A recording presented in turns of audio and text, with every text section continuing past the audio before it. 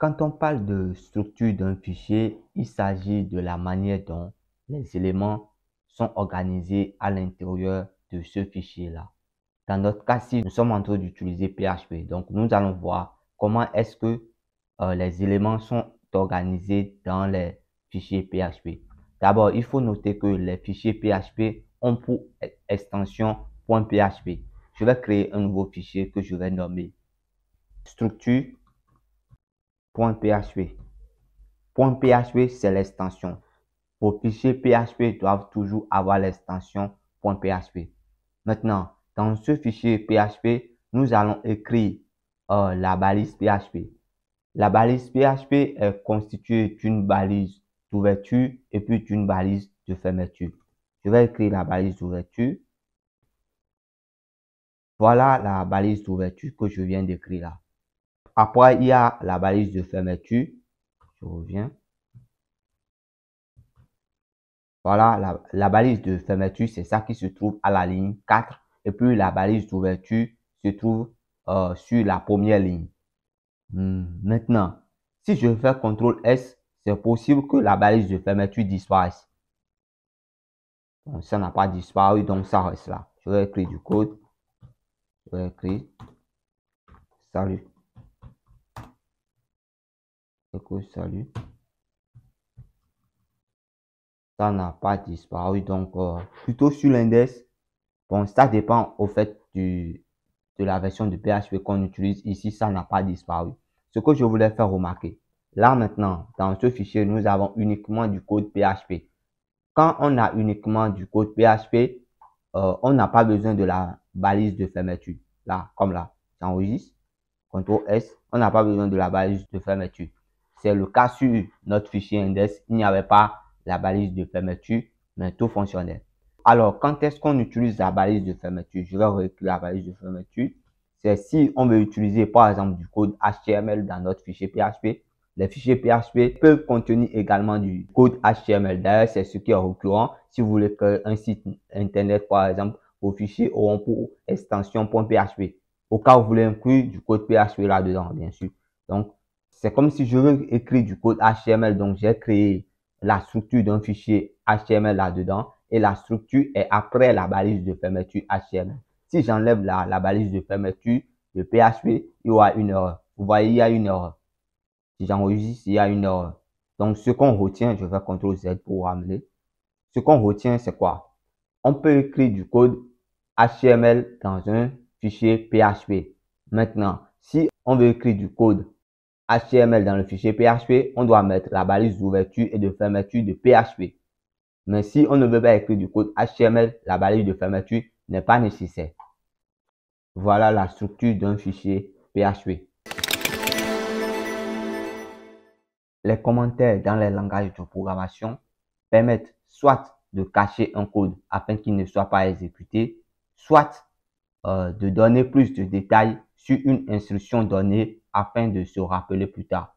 Je suppose, je prends le premier cas, on a écrit là en haut echo salut. En bas, on écrit echo, nous suivons une formation en PHP. À la ligne 4, nous avons echo salut et à la ligne 6, nous suivons une formation en PHP. Je fais CTRL S pour enregistrer. Je m'en vais dans le navigateur et puis je lance. Ça c'est affiché et ça salut et puis nous suivons une formation en PHP. Ce que je veux, je souhaite que le echo ne s'affiche plus. Donc je vais mettre ça en commentaire. Donc quand je mets en commentaire, le code là ne sera plus exécuté. Ça affiché seulement nous suivons une formation en PHP. À la ligne 4, j'ai effectué un commentaire monoligne, c'est-à-dire un commentaire sur une seule ligne. Donc c'est la syntaxe pour mettre un code en commentaire monoligne que j'ai mis là. Maintenant, je vais faire un commentaire sur, je vais écrire un autre, echo, un test.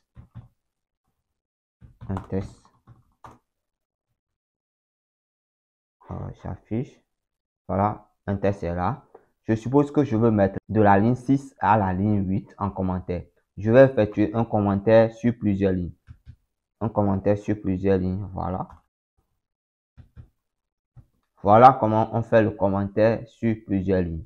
Donc, si vous écrivez un code et que vous ne voulez pas que le code soit exécuté, mais vous ne voulez pas non plus supprimer ce code, vous pouvez le mettre en commentaire. Maintenant, il y a autre chose. Je vais enlever le commentaire monoligne de la ligne 6. Je vais par exemple dire que ici, echo permet d'afficher un test. Bon, ça c'est un commentaire simple. C'est pour se rappeler de ce que fait echo.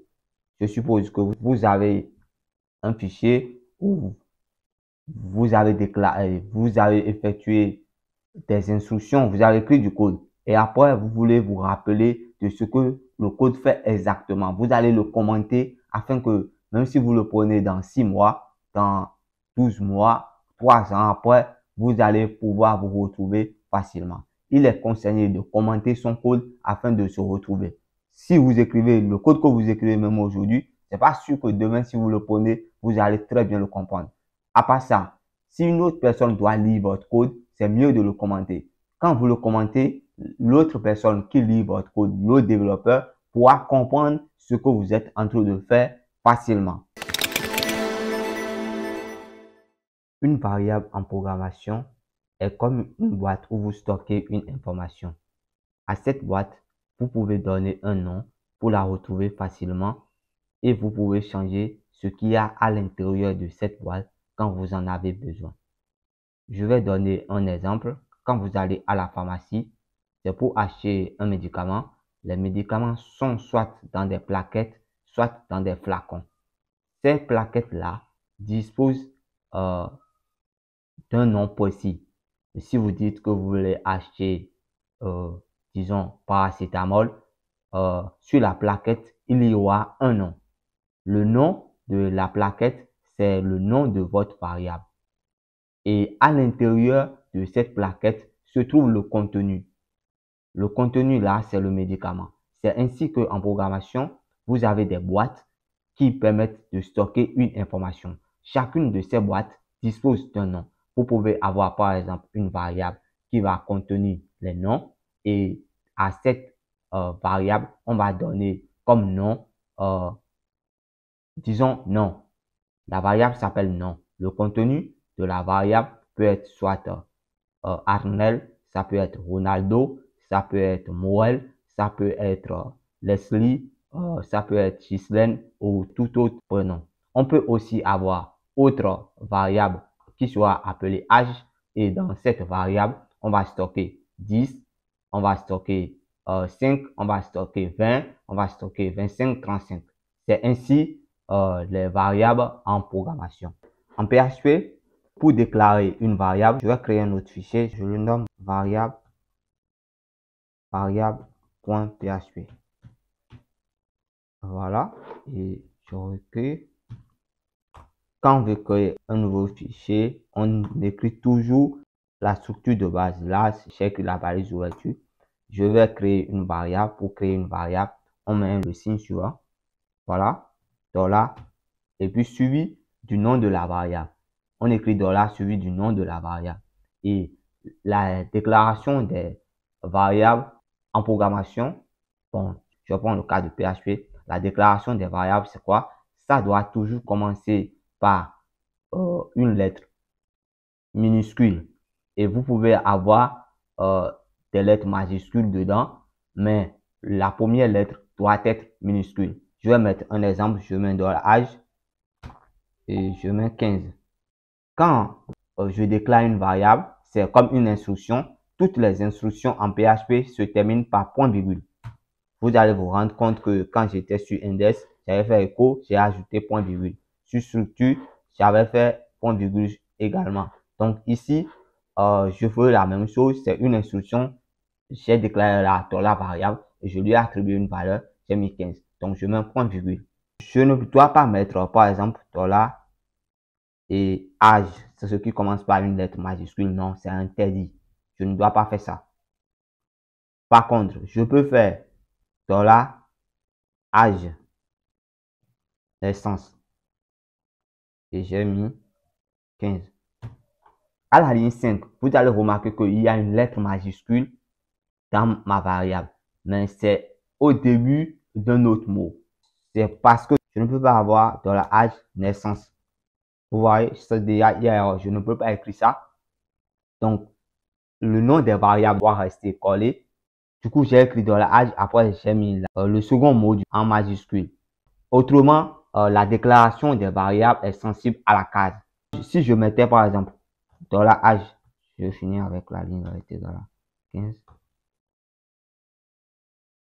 Quand j'ai mis là à la ligne 7, $âge est égal à 15, ce n'est pas la même chose que $âge naissance est égal à 15. Remarquez, ligne 7, il y a N majuscule qui commence pour naissance. Et à la ligne 9, il y a l'absence de N majuscule, c'est N minuscule. Les deux là, ligne 7 et ligne 9, ce n'est pas la même chose. Les variables ne portent pas les mêmes noms. On dit que les variables sont sensibles à la case. Lorsqu'on veut déclarer une variable en PHP, on utilise en premier le symbole suivi du nom de la variable et puis on lui attribue la valeur. Pour attribuer la valeur, on met égal et puis on attribue. Autre chose, je pouvais écrire $âge naissance. Comme ça aussi, c'est accepté. Mais ça ne veut pas dire la même chose que ce qui est en haut. Il y a une différence. C'est ainsi qu'on déclare les variables en PHP. Dans les autres langages de programmation, c'est presque la même chose, mais ça dépend d'un langage de programmation aussi à un autre. La déclaration des variables en PHP, c'est presque pratique à d'autres, mais il y a des langages de programmation qui n'acceptent vraiment pas les mêmes syntaxes. Donc, dans ce cas-ci, nous allons simplement utiliser le cas de PHP. On vient de voir comment on déclare les variables en PHP. À présent, nous allons passer au type de contenu que ces variables-là peuvent prendre. Dans le premier cas, à la ligne 3, quand j'ai mis, je fasse les autres, quand j'ai mis $âge est égal à 15, là c'est un entier. Donc les variables en PHP peuvent être des entiers. Là j'ai mis un entier, j'ai mis 15. Je pouvais avoir autre type, je vais mettre $nom est égal à un nom, je mets Arnel. Bon, nom, prénom, c'est la même chose. Là, c'est un string. Un string, c'est pour enregistrer, c'est pour contenir des chaînes de caractères. C'est un string là. Donc, ça pouvait être autre formation et autres. Tant que ce sont des chaînes de caractères, c'est un string. L'avantage avec PHP, c'est que le type de variable du moins n'a pas forcément besoin d'être déclaré d'avance comme dans d'autres langages de programmation comme Kotlin. PHP s'occupe de ça tout seul. Maintenant, nous avons aussi comme type de données les doubles ou flottes. Je peux mettre $moyenne. Voilà, $moyenne est égal à 10.5. 10.5 là, c'est pour dire 10,5. En programmation, quand on veut mettre virgule, c'est point. On ne met pas virgule, mais on met point. Donc, j'ai mis 10.5, ça veut dire moyenne 10,5. Là, ce sont les flottes ou doubles. À part ça, en programmation en PHP, nous avons également les booléens. On peut vouloir mettre, par exemple, $mineur. $mineur, je mets true. Les booléens peuvent avoir deux valeurs, vrai ou faux, true ou false. Donc là, j'ai mis mineur true. C'est aussi un exemple de ça. Il existe d'autres types que peuvent avoir les variables comme les tableaux, les objets. Mais actuellement, nous allons nous arrêter là sur les entiers, les doubles et les strings et puis les booléens pour pouvoir continuer. On verra les tableaux plus tard. Pour afficher les variables en PHP, on utilise une fonction suivie du nom de la variable. Donc, la fonction c'est echo. Je vais mettre echo suivi du nom de la variable. Je suppose qu'on veut afficher âge, donc je fais echo $âge et je mets point virgule à la fin. Chaque instruction en PHP se termine par point virgule. Je m'en vais dans le navigateur, localhost.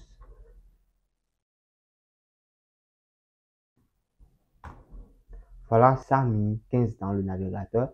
Pourquoi? Parce qu'on a défini $h à 15. Donc, si je veux afficher non, je vais mettre non, je change h par $non, ça va afficher ça.